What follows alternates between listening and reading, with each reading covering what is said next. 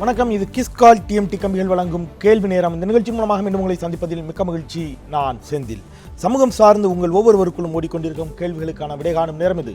அந்த வகையில் தொடர்ந்து நாம் மழையினுடைய பாதிப்புகளில் இருந்து மக்களை மீட்டெடுப்பதற்கு எந்த வகையிலெல்லாம் அரசு நிர்வாகம் தவறிவிட்டது, எந்த வகையிலெல்லாம் அடுத்து வரக்கூடிய காலங்களில் இது போன்ற படிப்பினைகளிலிருந்து நாம் பாடம் கற்றுக்கொள்வது என்பது போன்ற பல விஷயங்களை தொடர்ந்து விவாதித்து வந்து கொண்டிருக்கின்றோம். இது ஒரு மிகப்பெரிய பிரச்சனையாக பார்க்கப்படுகிறது. இன்னும் இதில் விவாதிப்பதற்கு ஏராளமான விஷயங்கள் இருக்கின்றன. அது ஒருபுறம் இருக்க, இந்த மழை நிவாரணப் பணிகளில் வெளிப்பட்ட கட்டுக்கடங்காத மனிதநேயம், மதங்களை கடந்த மனிதநேயத்தை பற்றியும் கேள்வி நேரம் மிக தெளிவாக பதிவு செய்திருந்தது. மனிதநேய பணிகள் ஒருபுறம் இருந்தாலும் வழக்கம் போலவே அரசியல் கட்சிகள், அரசியல்வாதிகளினுடைய அரசியலுக்கும் இந்த மழை நிவாரணப் பணிகளில் சற்றும் பஞ்சமில்லை. போட்டி போட்டுக்கொண்டு ஒருவர் வசைபாடுவது, விமர்சனம் செய்வது, கடுமையாக தாக்கிக் கொள்வது, இது போன்ற விஷயங்களை நாம் ஒருபுறம் பார்த்தால், மறுபுறம் கொண்டு செல்லக்கூடிய நிவாரணப் பொருட்களை அதிமுகவினுடைய தொண்டர்கள், பிரமுகர்கள் பறித்து கொண்டு முதலமைச்சருடைய படத்தை ஒட்டுகிறார்கள் என்ற செய்திகள் ஒருபுறம். இது போன்ற செய்திகளும் தொடர்ந்து வந்து கொண்டுதான் இருக்கின்றன. இந்த கட்சி என்ன செய்தது, அந்த கட்சி என்ன செய்தது, அவர்கள் என்ன செய்தார்கள், இது போன்ற தாக்கங்கள் எங்களைப் போல நீங்களா, இந்த மாதிரியான அரசியல் நாகரிகத்திற்கு கடந்து செய்யப்பட்ட விமர்சனங்களையும் நாம் இங்கே பார்த்து கொண்டிருந்தோம்.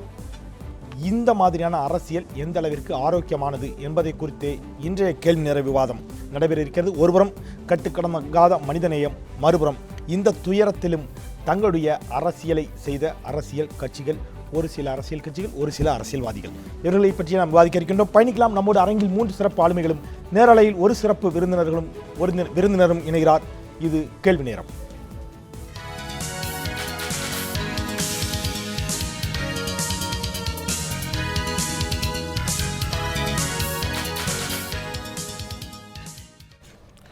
அரங்கில் நம்மோடு இணைகிறார் சமூக ஆர்வலர் திரு ஆனந்த் சீனிவாசன். வணக்கம், வரவேற்கிறேன்.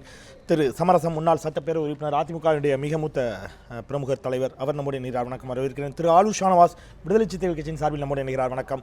திரு எஸ்ஆர் சேகர், பாரதிய ஜனதா கட்சியினுடைய தமிழ் மாநில பொருளாளர், மூத்த தலைவர், அவரையும் நான் மிகுந்த அன்போடு வரவேற்கின்றேன்.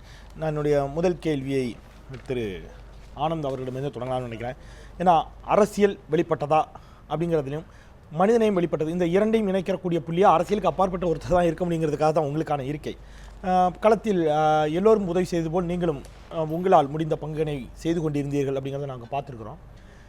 எந்த இடத்தில் மனிதநேய பணியை நீங்கள் மதங்களை கடந்து, சாதி கடந்து செய்த மனிதநேய பணிகளை பார்த்து மெய் சிலிர்த்து போனேன், இந்த இடங்களில் அரசியலை பார்த்து நான் மனமுடைந்து போனேன் அப்படின்னு சொல்லக்கூடிய விஷயமா நீங்கள் பார்க்கக்கூடிய விஷயங்கள் என்ன திரு ஆனந்த்? முதல்ல இது மாதிரி நான் எக்ஸ்பெக்டே பண்ணல, இவ்வளோ தூரம் வாலண்டியர்ஸ் வருவாங்கன்னு. இதில் எனக்கு என்ன பெரிய அதிர்ச்சின்னா, யார் வீட்டிலலாம் தண்ணி உள்ளே போயிடுச்சோ நிறைய இடத்துல அவங்க தான் போய் வாலண்டியர் பண்ணாங்க. எல்லாருமே 25 வயசுல 40 வயசு வரைக்கும் இருந்த பசங்க தான் ரொம்ப வாலண்டியர் பண்ணாங்க. இது என்னை மனசை ரொம்ப பாதித்தது. I felt very good about it. இதில் எப்படின்னா, இதில் நார்மலாக பணக்காரங்க பணம் எடுத்து செய்வாங்க.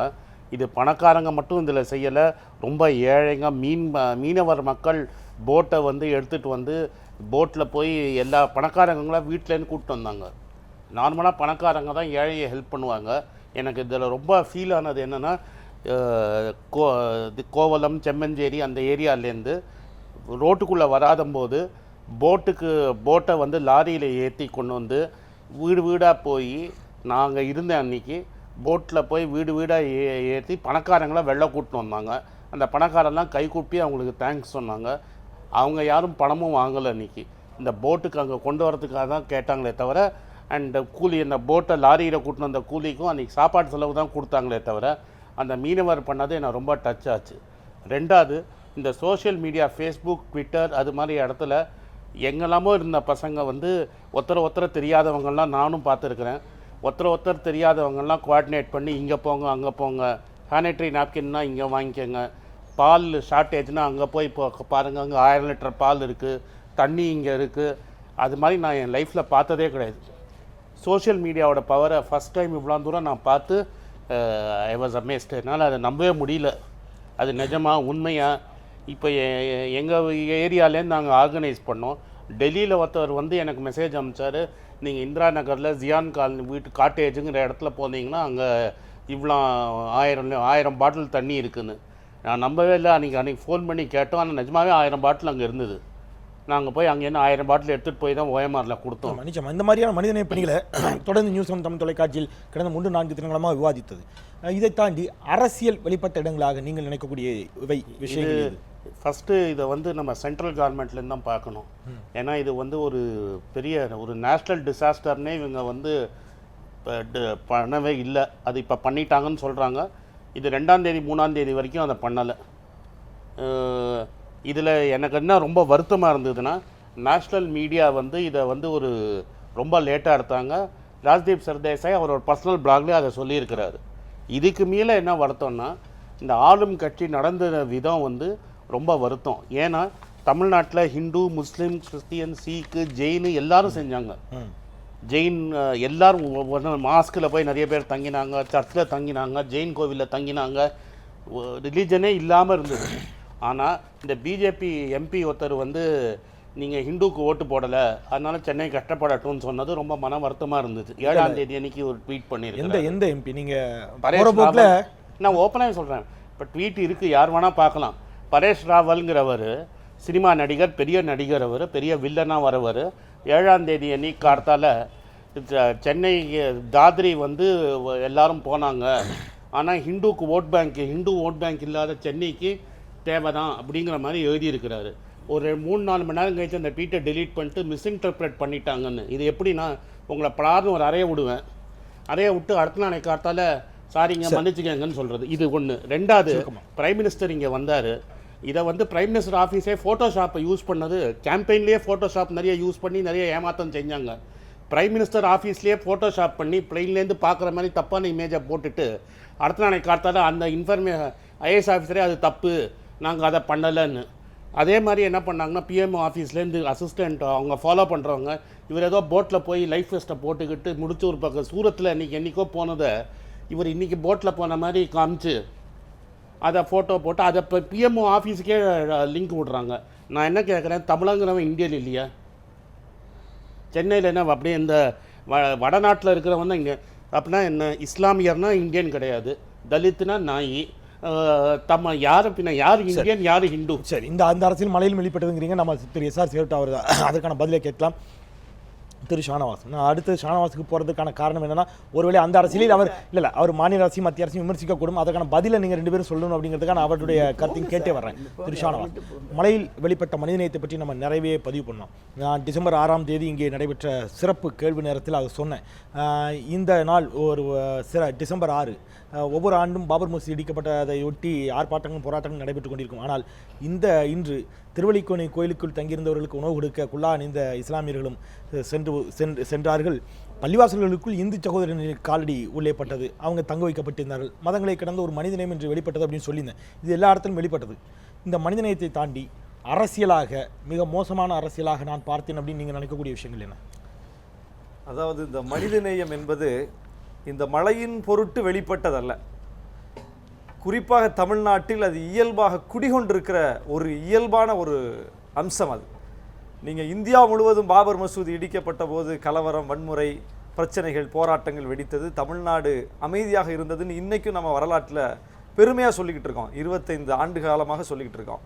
அது என்ன தமிழ்நாடு மட்டும் அந்த பெருமையை எடுத்துக்குது அப்படின்னா, தமிழ்நாட்டில் முஸ்லீம்கள் இல்லையா? பாபர் மசூதி இடிக்கப்பட்டது குறித்து முஸ்லீம்களுக்கு கவலை இல்லையா அப்படின்னா கவலை இருந்தது. ஆனால் பாபர் மசூதி இடிப்புக்காக முஸ்லீம்கள் எதிர்வினை ஆற்றுவதற்கு முன்னால் முந்திக்கொண்டு எதிர்வினை ஆற்றியவர்கள் இந்த தமிழ்நாட்டை சார்ந்த சமய சார்பற்ற மக்கள், சமயத்தை பின்பற்றக்கூடிய மக்கள், கடவுளை கூடாது என்று சொல்லக்கூடிய மக்கள். எல்லா மக்களும் எல்லா கட்சிகளும் சேர்ந்து களத்திற்கு வந்து இது முஸ்லீம்களின் பிரச்சனை இல்லை, இது இந்திய ஜனநாயகத்திற்கு விழுந்திருக்கிற அடி என்று சொல்லி களத்திற்கு வந்து முஸ்லீம்களை பேச விடுவதற்கு முன்னால் அவர்கள் முந்திக்கொண்டு பேசினார்கள், அதை அட்ரஸ் பண்ணாங்க.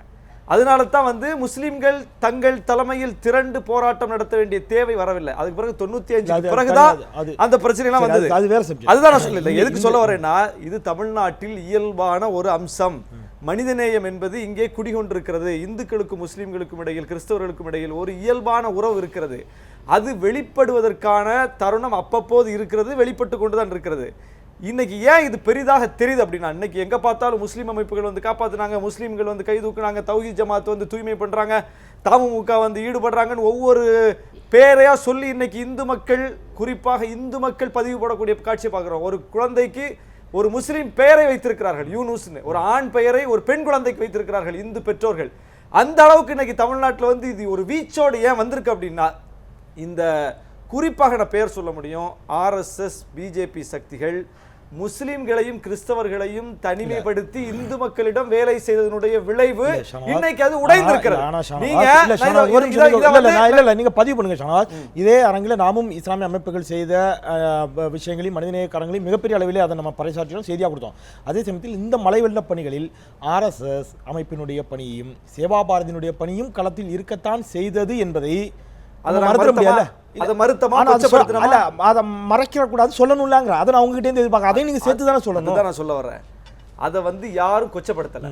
தௌஹீத் ஜமாத்தினுடைய மாநில தலைவரோ தமுமுகவுடைய மாநில தலைவரோ தங்களுடைய ஃபேஸ்புக்லயோ தங்களுடைய ட்விட்டர்லயோ தங்களுடைய அறிக்கையிலயோ ஆர்எஸ்எஸ் பணியை கொச்சப்படுத்தி எழுதியிருக்காங்களா? ஆனா தமிழ்நாட்டினுடைய நீங்களெல்லாம் ஊடகத்தில் விவாதத்திற்கு அழைக்கக்கூடிய கல்யாணராமன் என்பவர் தன்னுடைய ஃபேஸ்புக் பதிவில் எழுதியிருக்கிறார், தமிழ்நாடு தருதலை ஜமாத்தை இன்றைக்குத்தான் நான் பார்த்தேன். அந்த முகங்களை பார்க்க கூட முடியவில்லை. இவர்கள் முகங்களை எல்லாம் பார்த்தால் ஹவாலா மோசடி செய்தது போல் இருக்கிறார்கள், இவர்கள் முகங்களை எல்லாம் பார்த்தால் ரவுடி கூட்டம் போல் இருக்கிறார்கள் என்று மிக கொச்சையாக, யாரை தெரியுமா, இன்னைக்கு வந்து 25,000 துப்புரவு பணியாளர்கள் தான் ஈடுபட்டிருக்கிறார்கள் முதலமைச்சர் சொல்றாரு. ஆனா 30,000 துப்புரவு பணியாளர்களை களத்தில் இறக்கி விட்டிருக்கிறார்கள். அவங்க எல்லாம் துப்புரவு முன்னாடி பண்ணதே கிடையாது. தௌஹீத் ஜமாத் இறக்கி விட்டு வேலை பார்த்துட்டு இருக்காங்க. தன்னார்வலர்களுக்கு அரசிட்ட இருந்து எந்த உதவி அவங்க எதிர்பார்க்கல, ஒரு கை க்ளோஸ் கூட எதிர்பார்க்கல. அவர்கள் தங்களுடைய சொந்த செலவில் வேலை பார்த்துக் கொண்டிருக்கிறார்கள்.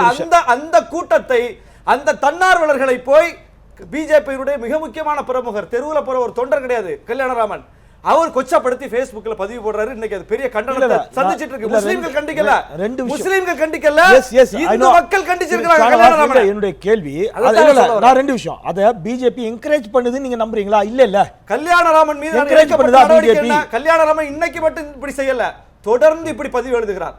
தொடர்ந்து சமூக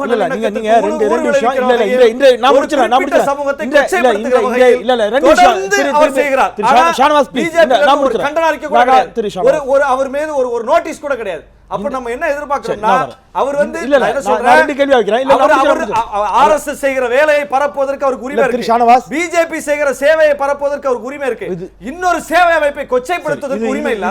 இந்த மேடையில் அவர் இல்ல, அவர் இல்லாத பட்சத்தில் அது நீங்க பாஜக குறித்து, பாஜக ஏன் கேள்வி கேட்கல அப்படிங்கறத குறித்து கேள்வி கேட்கலாம். பாஜகவின் சார்பில் பதில் சொல்வதற்கு பாஜகவை சேர்ந்தவர் தான், பாஜகவுடைய கருத்துக்களை அவர் தான் அட்ரஸ் பண்றதுக்கு நீங்க எல்லாம் கூப்பிடுறீங்க. எல்லா ஊடகங்கள்லயும் அவர் தான் பிரதிநிதியா வர்றாரு. அப்ப நம்ம அதனால தான் அந்த கேள்வி ஊடகத்துக்கு கேக்குறோம். ஊடகத்துக்கு அந்த கேள்வி கேட்கிறோம்னா, கல்யாணராமன் இதே அரங்கத்தில் உட்கார்ந்து பேசியிருக்கிறார் பிஜேபி சார்பாக. அப்சல்யூட்லி இல்லன்னு சொல்ல திரு எஸ்.ஆர். சேகர் அவரிடம் கேட்கலாம்.